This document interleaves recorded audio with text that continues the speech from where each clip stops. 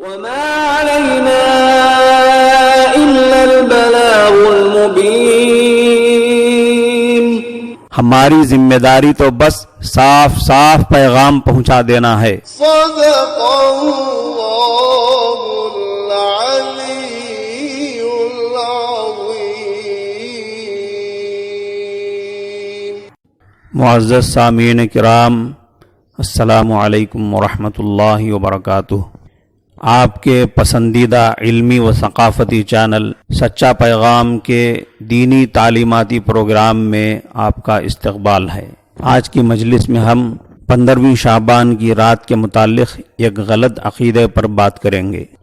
سامعین کرام، جس طرح سماجی علم نہ ہونے کی وجہ سے آدمی بہت ساری غلطیاں کرتا جاتا ہے یا غلط کاموں کو اچھا سمجھ کر کرنے لگتا ہے اور پھر نقصان اٹھاتا ہے، اسی طرح دین و شریعت کا علم نہ ہونے کی وجہ سے عقائد و اعمال میں فساد و بگاڑ آ جاتا ہے اور آدمی دینی لائن سے غلطیاں کرنے لگتا ہے. جس کا حکم نہیں ہے شریعت میں وہ کرنے لگتا ہے اور جس کا حکم ہے وہ چھوڑ دیتا ہے. 15ویں شعبان کے متعلق بھی یہی ہوا ہے. علم نہ ہونے کی وجہ سے عامۃ المسلمین 15ویں شعبان کو عید کی طرح مناتے ہیں.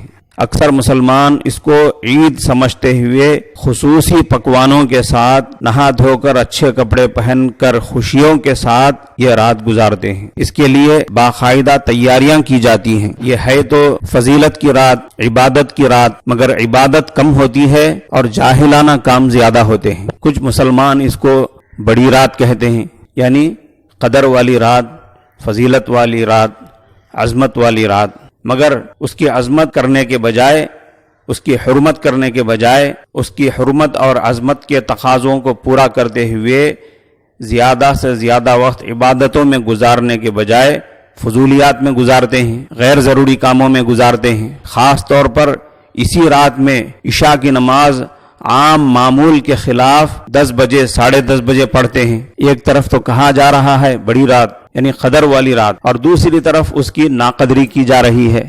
یہی ہے جہالت، اور جہالت کا نتیجہ علم نہ ہونے کا نتیجہ. اسی لیے علم حاصل کرنے کو فرض قرار دیا گیا ہے تاکہ آدمی ایسے جاہلانہ تماشوں سے بچ کر یہ پہچان کر کے عبادت کیا ہے، ضلالت کیا ہے، سنت کیا ہے، بدعت کیا ہے، ہدایت کیا ہے، گمراہی کیا ہے، ان ساری چیزوں کے درمیان تمیز کرتے ہوئے عبادتوں کو اختیار کرے، ہدایتوں کو اختیار کرے، سنتوں کو اختیار کرے.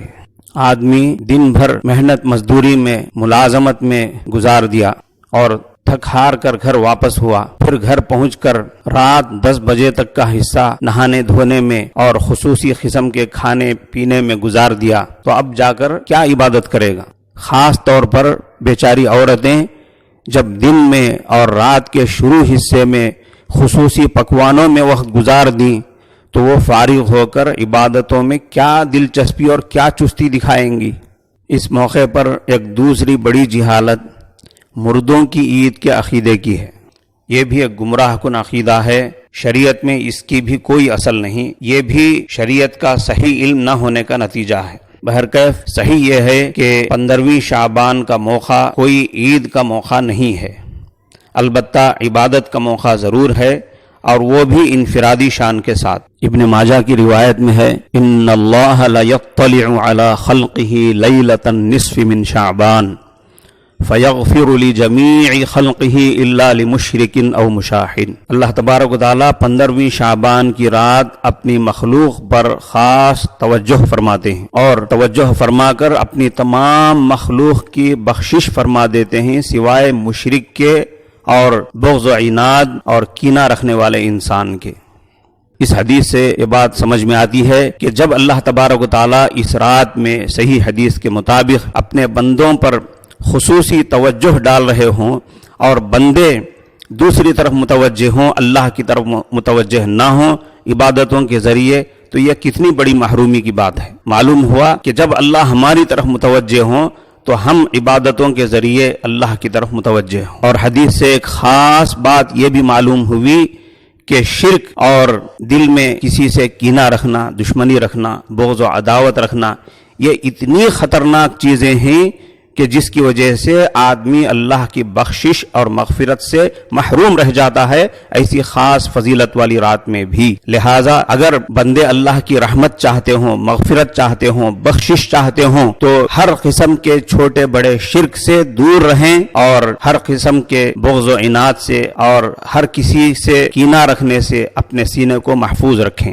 سامعین کرام، حالات حاضرہ کے پیش نظر اس بات کی سخت ضرورت ہے کہ ہم پنجگانہ فرضوں کے علاوہ تہجد کا خاص اہتمام کریں اور دعاؤں کا بھی خاص معمول بنائیں۔ اللہ تعالیٰ سے دنیا و آخرت کی بھلائیاں مانگیں، شرور و فتن سے پناہ مانگیں، جسمانی و روحانی بیماریوں سے شفا مانگیں، قرآن کریم کی تعلیم فرمودہ وہ دعائیں مانگیں جو حضرات انبیاء علیہ السلام نے اللہ تعالیٰ سے مانگی، اور محبوب خدا خاتم الانبیاء حضرت محمد الرسول اللہ صلی اللہ علیہ وسلم نے اپنی مبارک دعاؤں میں اللہ کے حضور مناجات کی جو قبولیت کے زیادہ قریب ہیں۔ ان دعاؤں کے مضمون میں غور کرنے سے آدمی اس نتیجے پر پہنچتا ہے کہ انسان اپنی عقل و فہم سے بھی وہ ضروریات نہیں بیان کر سکتا جو حضرت نبی کریم صلی اللہ علیہ وسلم نے اپنی دعاؤں کی صورت میں امت کو ایک عظیم خزانہ دے دیا ہے۔ حدیث شریف میں پریشانی میں اور تکلیف کے عالم میں پڑھنے کے لیے خاص طور پر ایک دعا تلقین فرمائی گئی ہے، لا الہ الا اللہ العظیم الحلیم،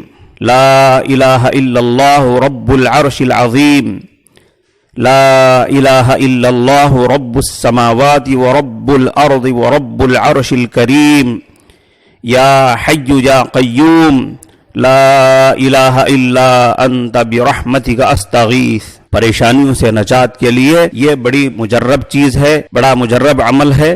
اس کے علاوہ کثرت سے استغفار، یہ بھی احادیث کی روشنی میں بڑا مجرب عمل ہے، پریشانیوں سے نجات کے لیے بھی اور عذاب سے نجات کے لیے بھی۔ اسی طرح مصائب اور مشکلات میں لا الہ الا انت سبحانک انی کنت من الظالمین، اس کا پڑھنا بھی بے حد مفید ہے۔ صبح شام کی دعائیں جس میں خیر ہی خیر ہے ان کا خاص اہتمام کرتے رہیں۔ اس کے علاوہ خاص طور پر ان حالات میں چلتے پھرتے کثرت کے ساتھ حسبنا اللہ و نعم الوکیل پڑھتے رہیں۔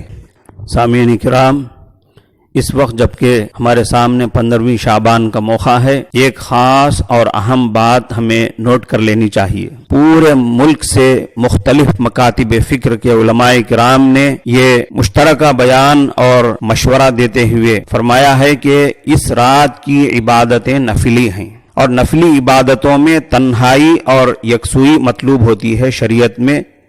لہذا مجمع اور جماعتی ماحول میں مسجدوں میں یہ نفل نمازیں، یہ نفلی عبادتیں کرنے کے بجائے اپنے اپنے گھروں میں انجام دیں۔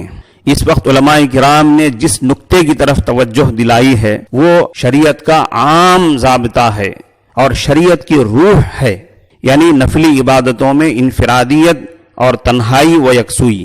چاہے 15ویں شعبان کی عبادتوں کا معاملہ ہو یا رمضان کے آخری عشرے کی طاق راتوں میں شب قدر کی تلاش میں کی جانے والی عبادتوں کا مسئلہ، چاہے اس سال کا معاملہ ہو یا آئندہ کسی بھی سال کی بات، کسی بھی نفلی عبادت میں شریعت کا یہی حکم ہے کہ اس کو جماعت اور مجمع سے دور ہو کر خلوت اور انفرادیت کے ساتھ انجام دیا جائے۔ علماء کرام کے بتائے ہوئے اس نسخے اور اس نقطے کو آپ حضرات آئندہ کے لیے بھی یاد رکھیں گے۔ سامعین کرام، شرعی مسائل کے موضوع کے تحت ترکے کے مسائل سماعت فرمائیں۔ جب کل کی مجلس میں آپ نے مرحوم کے اخیافی بھائیوں کو ترکہ ملنے کی صورتیں ملاحظہ فرمائیں تو آپ نے سوچا ہوگا کہ اخیافی بہنوں کا ذکر کیوں نہیں آیا۔ اخیافی بہنوں کو ترکہ ملنے کی بھی وہی صورتیں ہیں جو اخیافی بھائیوں کی ہیں، یعنی ایک اخیافی بہن ہے تو اس کو تہائی حصہ ملے گا، مرحوم کی پراپرٹی کے 3 حصے کر کے ایک حصہ ایک اخیافی بہن کو دے دیا جائے گا۔ دوسری صورت ہے 2 یا 2 سے زائد اخیافی بہنیں ہوں تو سب کو مجموعی طور پر 6واں حصہ ملے گا، یعنی ترکے کے 6 حصے کر کے ان میں سے ایک حصہ ان اخیافی بہنوں کو دے دیا جائے گا۔ اگر ایک ساتھ اخیافی بھائی بھی ہو، اخیافی بہن بھی ہو، یا ایک سے زائد اخیافی بھائی ہوں اور ایک سے زائد اخیافی بہنیں ہوں، تو ان سب کو مجموعی طور پر چھٹا حصہ ملے گا۔ تیسری صورت، اگر مرحوم کے وارثین میں اخیافی بھائیوں یا اخیافی بہنوں کے ساتھ ساتھ بیٹے بھی ہوں، بیٹیاں بھی ہوں، پوتے پوتیاں بھی ہوں، یا باپ دادا میں سے کوئی ہو، تو یہ اخیافی بہنیں محروم ہو جائیں گی۔ جس طرح ان میں سے کسی کی موجودگی کی صورت میں اخیافی بھائی محروم ہو رہے تھے، اسی طرح اخیافی بہنیں بھی محروم ہو جائیں گی۔ یہاں یہ بھی یاد رہے کہ اخیافی بھائی اور بہنوں کو ترکہ ملنے کی دوسری صورت کے لحاظ سے اخیافی بھائیوں اور اخیافی بہنوں کو مجموعی طور پر ملنے والا چھٹا حصہ ان کے درمیان برابر سرابر تقسیم ہوگا۔ اس مسئلے میں لڑکے لڑکی کا فرق نہیں کیا جائے گا۔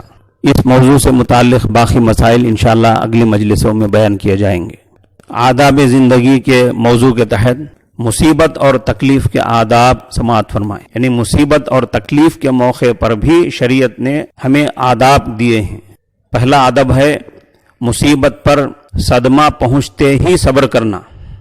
مصیبت پر صدمہ پہنچنے کے ساتھ ساتھ صبر کرنا، صبر کا مظاہرہ کرنا، اس لیے کہ آن حضرت صلی اللہ علیہ وسلم نے فرمایا انما الصبر عند الصدمۃ الاولی، اصل صبر تو صدمہ پہنچتے ہی کرنا ہے، اس لیے کہ بعد میں رو دھو کر ہر انسان کو قرار آ ہی جاتا ہے۔ کمال کی بات یہ ہے کہ صدمہ پہنچنے کے ساتھ ساتھ اللہ کی طرف متوجہ ہو اور صبر کا مظاہرہ کرے۔ دوسرا ادب ہے مصیبت پر ثواب کی امید رکھنا۔ حضرت صلی اللہ علیہ وسلم نے ایک مصیبت زدہ عورت سے فرمایا صبر کرو اور ثواب کی امید رکھو۔ تیسرا ادب ہے مصیبت اور تکلیف پہنچنے پر انا للہ و انا الیہ راجعون پڑھنا، اور اس کے ساتھ ساتھ یہ بھی پڑھے اللہم آجرنی فی مصیبتی واخلف لی خیرا منہا۔ بڑی اچھی دعا ہے جس کا مضمون ہے اے اللہ مجھے اس مصیبت میں اجر عطا فرما، اور اس مصیبت کے بعد اس سے بہتر بدلہ اور اس سے بہتر چیز مجھے عطا فرما۔ حضرت نبی کریم صلی اللہ علیہ وسلم فرماتے ہیں جس مسلمان کو کوئی مصیبت پہنچے اور وہ بات کہے جس کا اللہ نے اسے حکم دیا، یعنی یہ دعائیں پڑھنا، تو اللہ سبحانہ و تعالی اس سے بہتر چیز اسے عطا فرماتے ہیں۔ سامعین کرام، ہمارے ایک اہم موضوع جائزہ لینے کے تحت بڑی معذرت کے ساتھ ہم آپ سے پوچھنا چاہتے ہیں کہ کیا آپ نے اپنے پڑوسی کے متعلق جانکاری لی یا نہیں کہ وہ کس حال میں ہیں، کھاتے پیتے زندگی گزار رہے ہیں یا بھوکے ہیں؟ کیونکہ حدیث میں اس کی بڑی تاکید آئی ہے۔ کمنٹ باکس میں آپ اس کا جواب لکھیں گے۔ آخر میں مصیبت اور تکلیف کے موقع پر پڑھی جانے والی دعا یاد کر لیجئے۔ بسم اللہ الرحمن الرحیم، اللہم آجرنی فی مصیبتی واخلف لی خیرا منہا۔ بہرکیف سامعین کرام، آج کے پروگرام میں اسی پر اکتفا کرتے ہیں، انشاءاللہ پھر ملاقات کریں گے۔ السلام علیکم ورحمۃ اللہ وبرکاتہ۔